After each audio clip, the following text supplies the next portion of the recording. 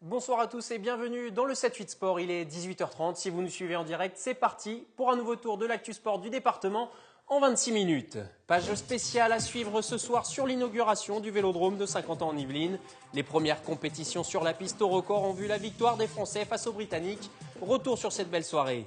Il l'a fait à 102 ans. Robert Marchand a battu son propre record du monde de l'heure avec près de 27 km parcourus sur la piste du Vélodrome ce vendredi. En tennis, une nouvelle victoire au tournoi futur de Feucherolles pour le Belge Maxime Automne.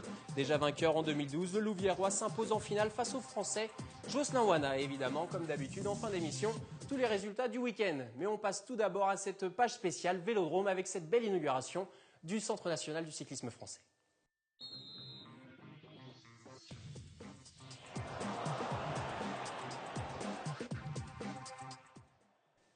Mais en seconde partie d'émission, mon invitée qui est déjà présente avec moi sur le plateau du 7-8 Sport, Virginie Orinçan, la capitaine de l'Entente Le Chesnay-Versailles, m'a déjà rejoint. Nous parlerons avec elle de ces premières 24 heures du sport féminin et nous verrons un petit peu l'image qu'ont les Saint-Quentinois et les Yvelinois du sport féminin et du basket féminin plus particulièrement. Bonsoir à vous.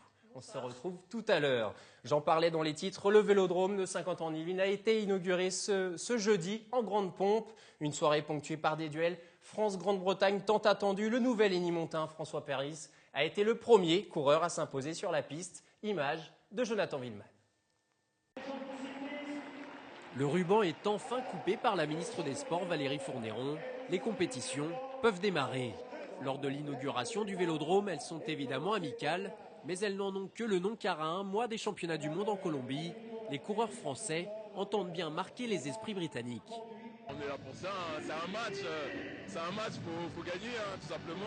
Mes collègues et moi, on a vraiment envie de tout gagner, même si c'est vrai que c'est pas les Jeux Olympiques, mais bon, ça serait déjà bien psychologiquement de leur mettre un coup au moral, quoi. Un peu moins d'un mois après leur installation, les tricolores sentent déjà l'apport du Vélodrome au quotidien dans leur préparation aux mondiaux. Magnifiquement bien, on découvre la piste et tout l'outil qu'on a à disposition pour aller préparer ces Jeux Olympiques de Rio. Et c'est vraiment splendide. Toute la soirée, les duels se sont succédés entre nos Bleus de France et les sprinteurs britanniques. Et carton plein pour les tricolores qui se sont imposés sur les 6 épreuves programmées. Kérine, vitesse individuelle et par équipe, et sous la clameur d'un Vélodrome plein. C'est super, on n'a vraiment pas l'habitude, surtout en France je dirais. On a plutôt l'habitude de faire des courses où il y a les parents qui nous encouragent. Donc là, voir tout ce monde et puis on a tous invité des amis, de la famille. Et moi personnellement, ça me fait très plaisir qu'ils soient venus. L'histoire retiendra que François Pervis est devenu le premier coureur à s'imposer sur la piste du Vélodrome national. Reste à confirmer ses promesses dans un mois à Cali. Cela fait maintenant près d'un mois que les équipes de France ont pris leur quartier au sein du Centre national du cyclisme français.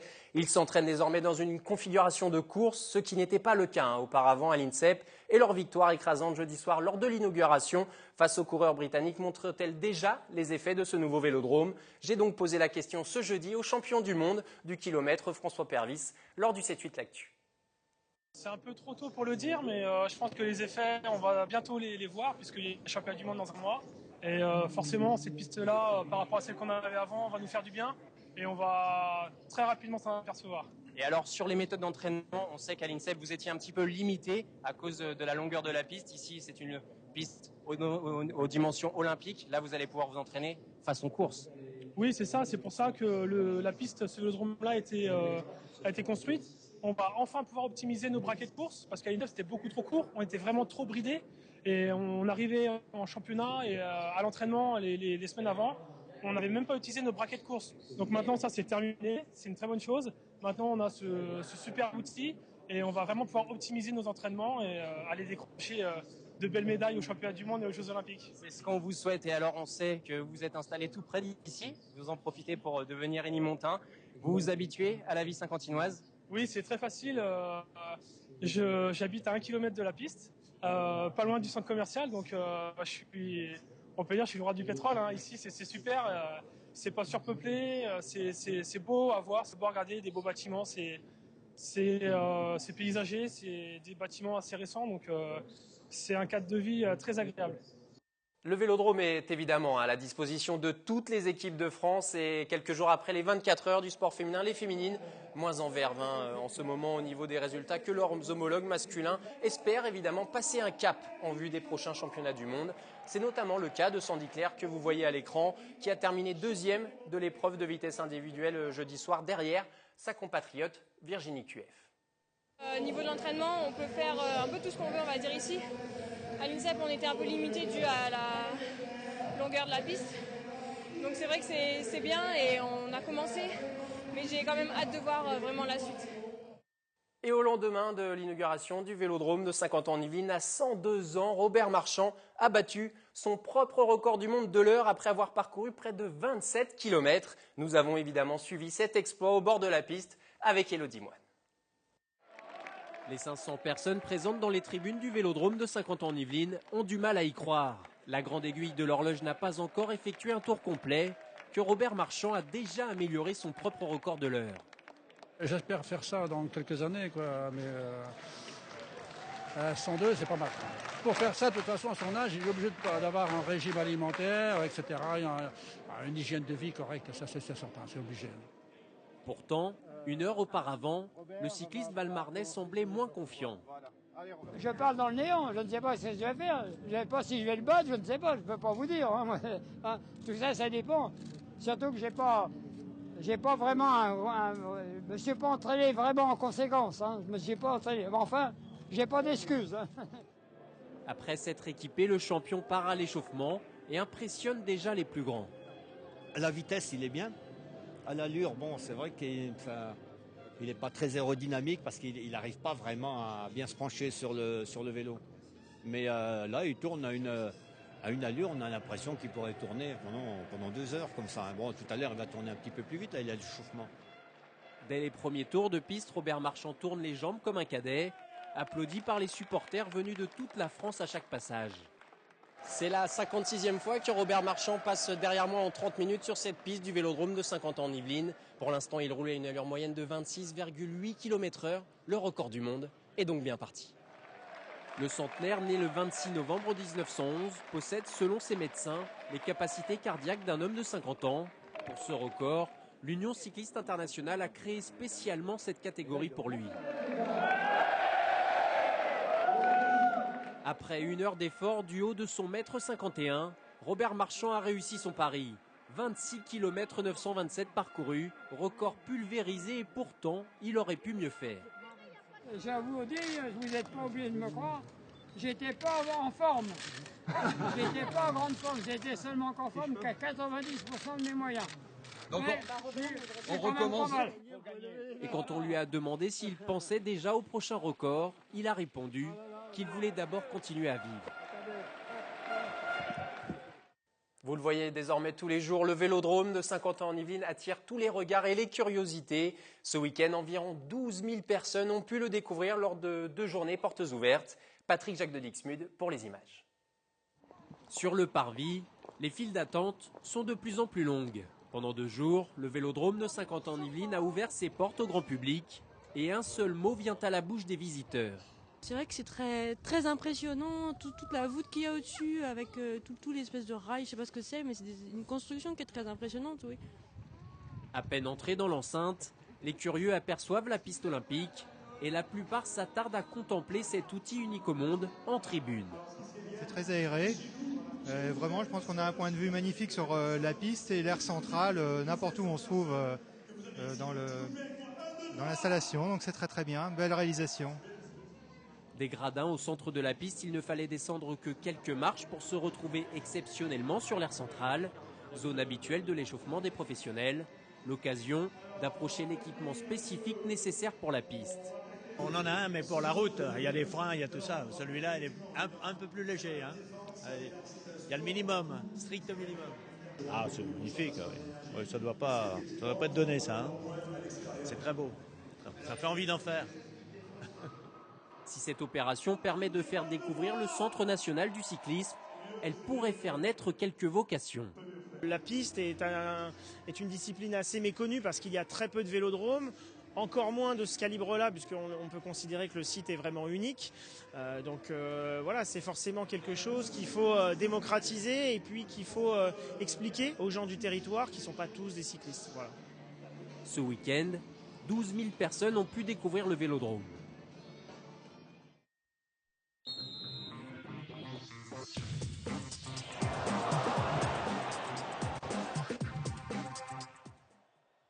À l'occasion de la première édition des 24 heures du sport féminin qui a eu lieu ce samedi, Virginie Orinçan, la capitaine de l'Entente Le Chenet-Versailles, est de passage sur le 7-8 Sport. Bonsoir à vous Virginie. Bonsoir.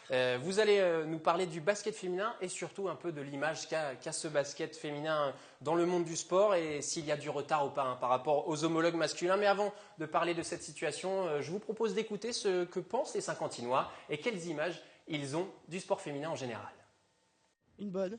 C'est beaucoup plus difficile pour les femmes en général de conserver une image féminine bien que pratiquant un sport. Donc c'est d'autant plus méritant de faire du sport, surtout à haut niveau, pour une femme que pour un homme. On n'en voit pas souvent. Hein. Moi je trouve que c'est plaisant.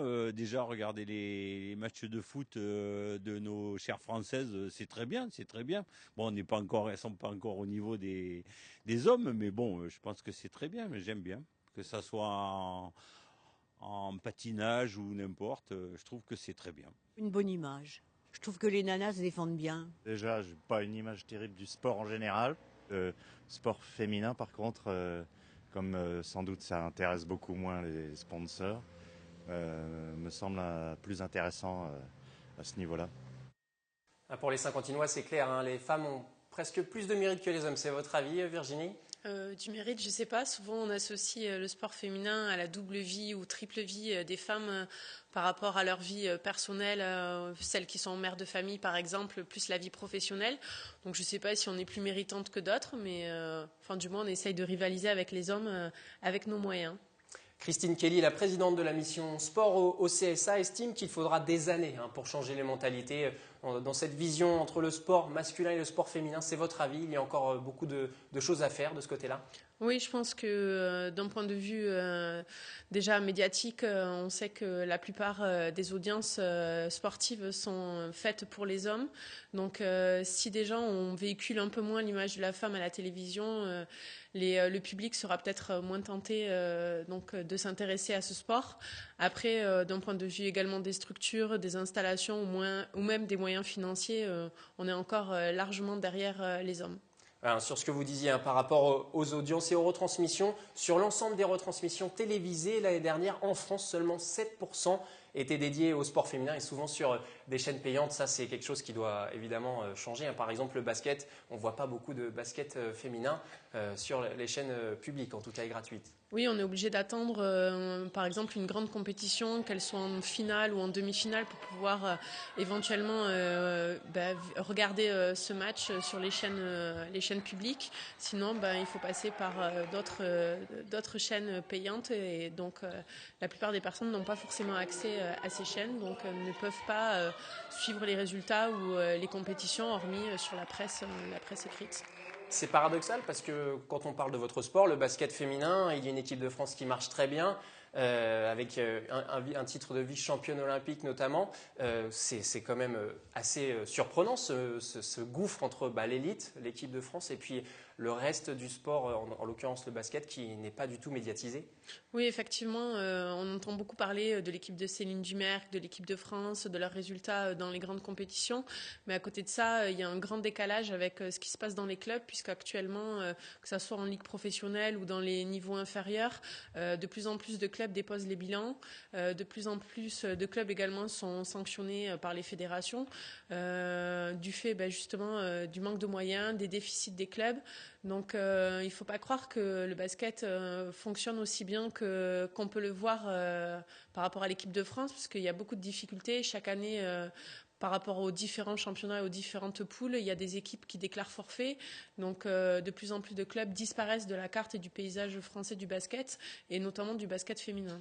C'est assez surprenant, puisque c'est quoi? C'est un problème de gestion financière, c'est un problème d'évolution qui se fait trop rapidement pour ces clubs-là. On pense à des clubs de National 1 qui ont déposé le bilan ou des clubs même parfois professionnels de ligue féminine de LFB. C'est quoi le problème ? Je pense que les exigences du niveau sont de plus en plus hautes, que ce soit par exemple pour rémunérer les arbitres, que ce soit pour les déplacements, l'investissement qu'on peut mettre également sur des joueuses, puisqu'il faut savoir que lorsqu'on accède à partir d'un certain niveau, les joueuses sont rémunérées, donc il y a une masse salariale aussi qu'il faut prendre en compte, plus ensuite la survie du club, puisqu'il n'y a pas qu'une seule équipe dans un club, donc c'est toute la gestion autour qui se fait, plus forcément... des difficultés financières également en termes de sponsors, en termes de partenariats, de subventions également de la part des collectivités territoriales, des municipalités ou bien des conseils généraux, etc. Et à cause de ce phénomène, il y a aussi beaucoup de joueuses qui se retrouvent sur le carreau, comme on dit. Ça arrive fréquemment ces dernières saisons. C'est un gros problème, ça. Oui, cette année, par exemple, il y a énormément de joueuses, même des joueuses de l'équipe de France, anciennes joueuses d'équipe de France qui sont restées justement sur la touche parce que soit elles demandent trop d'argent, soit les clubs ne sont plus prêts à investir autant d'argent sur des joueuses au risque justement d'être en déficit et peut-être de déposer le bilan. Alors, ce n'est pas tout à fait le cas à Versailles, on vous rassure, à l'entente de Chenay-Versailles. C'est un club qui marche très bien, puisque une étude est récemment parue. Vous êtes le deuxième club parmi tous les clubs français, le deuxième club le plus attractif du pays avec 637 licenciés. Ça montre quand même qu'il y a des régions, il y a des clubs qui attirent encore et peut-être pour longtemps des jeunes et jeunes basketteuses. En tout cas, non ? Oui, effectivement, c'est une grande fierté pour Versailles, l'entente Le Chenay-Versailles, d'avoir autant de licenciés, d'être reconnus d'un point de vue national, puisque c'est pas la première année qu'ils sont à cette place-là. Donc, ça montre bien l'investissement que peut mettre le club par rapport à la formation des jeunes, par rapport également à la communication qu'il peut mettre. Il faut savoir qu'il n'y a pas uniquement des équipes qui jouent à haut niveau en championnat de France ou autre, puisqu'il y a aussi des équipes loisirs, des équipes débutantes, des équipes pour les anciens joueurs. Donc, vraiment, c'est un club familial qui essaye de proposer le maximum de créneaux pour la plupart des personnes qui sont intéressées pour pratiquer le basket. Dans un club comme le vôtre, c'est difficile d'attirer les jeunes joueuses, justement, les demoiselles de 7, 8 ans, pour les amener au basket, ou ça se fait de plus en plus facilement ? Non, je vais dire que c'est plus facile à l'heure actuelle, notamment via les écoles ou les activités périscolaires. À côté de ça, la tranche d'âge la plus difficile à conserver, c'est lorsqu'elles arrivent à la période de l'adolescence, au niveau de 14-15 ans, puisque c'est la période où on sait très bien que les demoiselles, certaines, elles ont d'autres préoccupations que le sport. Donc c'est plus à ce niveau-là que l'écart se creuse en termes ici de population dans le club. Mais après, non, il y a de plus en plus, et notamment grâce aux compétitions de l'équipe de France, des jeunes joueuses qui s'inscrivent. Donc l'obligation d'ouvrir de nouvelles sections d'âge pour ces jeunes-là. Pour revenir plus proprement à l'équipe dont vous êtes membre, qui évolue en National 1 cette saison, après votre défaite ce week-end à Fessia 67-59, votre avenir se complique un petit peu dans cette National 1, non ? Oui, effectivement, on est déjà dans une position très délicate. Il ne nous reste que 6 journées avant la fin du championnat et donc pour pouvoir espérer se maintenir. On est actuellement avant-dernière du championnat. Il faudrait, dans le meilleur des cas, finir à la 10e place et à la meilleure 10e place des 2 poules pour espérer, à ce qu'on appelle le ranking, être repêché en National 1. Donc notre calendrier n'est pas forcément favorable puisqu'on va jouer les 3 équipes du haut de tableau. Donc on croise les doigts et on espère que d'ici quelques semaines, le résultat sera plus que positif pour nous. Je vous propose de regarder d'ailleurs, jeter un petit coup d'œil au classement pour voir un peu votre situation. Vous en parliez, voilà, vous êtes 11e avec 19 points, Mondeville derrière à égalité de points. Et puis il y a cette 10e place qu'il faut aller accrocher. C'est encore jouable, il n'y a pas un fossé entre vous et Rennes.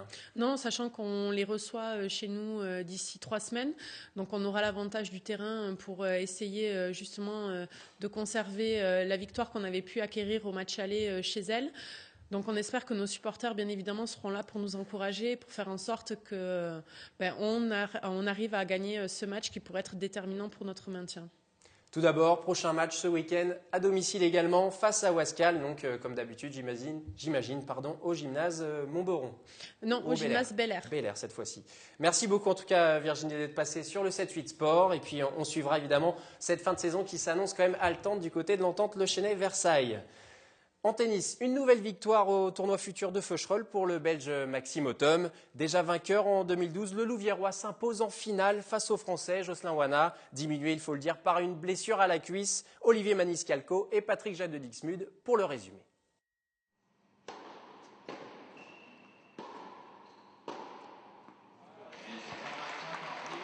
Déjà vainqueur il y a 2 ans, le Belge Maxime Othom s'impose une nouvelle fois au tournoi futur de Feucherolles.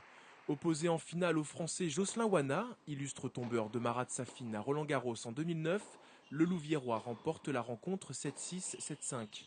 Légèrement blessé, Wana a tenu à disputer la finale, mais a clairement souffert dans ses déplacements. Je savais qu'il avait un peu mal à la cuisse, donc j'essayais de le faire bouger, mais il frappait tellement fort que des fois je voulais juste la mettre dedans et c'était pas assez. Et bon, les coups qu'il a tentés, il en a mis beaucoup dedans, donc c'est vrai que c'était pas facile, même blessé. Donc j'ai essayé d'être solide et bon, à la fin il a un peu craqué, que les derniers jeux étaient un peu plus faciles, quoi.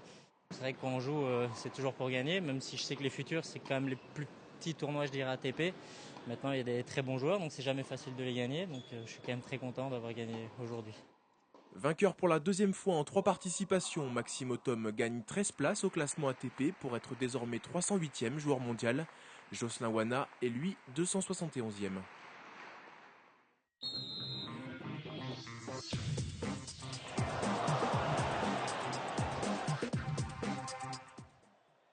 Dans ces résultats du week-end, tout d'abord, place au football. Ce week-end était synonyme d'ailleurs de victoire pour les clubs saint-quentinois. 12e journée en retard de division d'honneur à Versailles. Et Versailles a réalisé une performance de qualité en s'imposant 3-0 à domicile face à Bobigny avec cette 5e victoire de la saison. Les joueurs de David Giguet font un bon classement et passent de la 12e à la 5e place. En promotion d'honneur, match en retard de la 11e journée, Trappes s'est imposé 2-1 face à Garges-les-Gonesse. En football féminin, on reste dans le sport féminin évidemment ce week-end au stade de la Coudre Montigny-le-Bretonneux. Lors de la 13e journée de Division 2, les Inimontaines ont empoché leur seconde victoire de la saison face à Bischheim sur le score de 2-1. Les joueuses de Jean-Dany Grosset ne sont plus qu'à 3 points du premier non relégable Gravelines. En rugby, 15e journée de Fédéral 3, Plaisir continue sa série avec une 6e victoire consécutive face à Boulogne-Billancourt sur le score de 25-21. Les joueurs de Philibert profitent dans le même temps, vous le voyez, de la défaite du 3e Ponto Combo pour prendre 12 points d'avance. En basket, 16e journée de National 3, Trappes s'est incliné à Poissy dans le derby 65-58. De son côté, l'entente Le Chenet-Versailles s'est imposée sur son parquet 76-69 face à l'association laïque Césaire-le-Vilain. En roller hockey, 9e journée de National 2, on suit évidemment les Shucks d'Elancourt et nouvelle défaite pour les Shucks. Les joueurs de Benjamin Ferrand recevaient le leader Vierzon au gymnase Chastanier samedi soir. Malgré une première période plutôt correcte, il faut le dire, les Élancourtois s'inclinent logiquement 10-4 et sont toujours lanterne rouge de leur poule. Ils n'ont toujours pas connu la victoire cette saison et doivent déjà regarder vers la saison prochaine pour une future saison en National 3. Volleyball, 9e journée de Régional 1. Après sa belle performance le week-end dernier face à Plaisir-Villepreux, le leader, Montigny s'est incliné ce week-end sur le terrain d'Asnières. Cruelle défaite, 3-7-2 avec une 5e manche perdue au super tie-break 17-15. Et vous le voyez, Plaisir de 2 chutes qui s'incline à domicile face à Conflans sur le même score, 3-7-2. En handball, 3e journée de la phase finale du championnat de France des moins de 18 ans. Plaisir a débloqué le compteur victoire en s'imposant à domicile face au Paris Galaxy Club, 37-33. Les Plaisirois remontent à la 3e place. Encore une petite info avant de nous quitter. Ce mardi, demain à 11h, le Christian Prudhomme dévoilera le parcours de l'édition 2014 de Paris-Nice. Pour la 5e année consécutive, les Yvelines accueillent le départ de la course. Rambouillet recevra notamment la 2e étape le lundi 10 mars. Et selon nos informations, le peloton ne devrait pas rouler devant le vélodrome de Saint-Quentin en Yvelines. Plus d'informations évidemment demain dans le 7-8, l'actu avec Wilfried Richy. Avant de nous quitter, votre agenda du week-end, 2 rendez-vous à ne pas rater. Tout d'abord, le Bike and Run, vous en avez l'habitude, à la Minière, à Guyancourt, cette épreuve en duo où se mêlent course à pied et VTT, donc à la Minière, à Guyancourt, départ à 10h ce dimanche 9 février. Et il y aura du rugby aussi ce week-end. Vous pourrez assister à 2 matchs de gala chez les jeunes, les catégories Crabot-Séréchelle entre le Stade français et Dijon au stade du Bout des Clos de Maurepas. Coup d'envoi à 14h. C'est la fin de ce 7-8 Sport. Merci encore une fois de l'avoir suivi. On se retrouve lundi prochain, même heure, même lieu. Bonne soirée sur TV Film.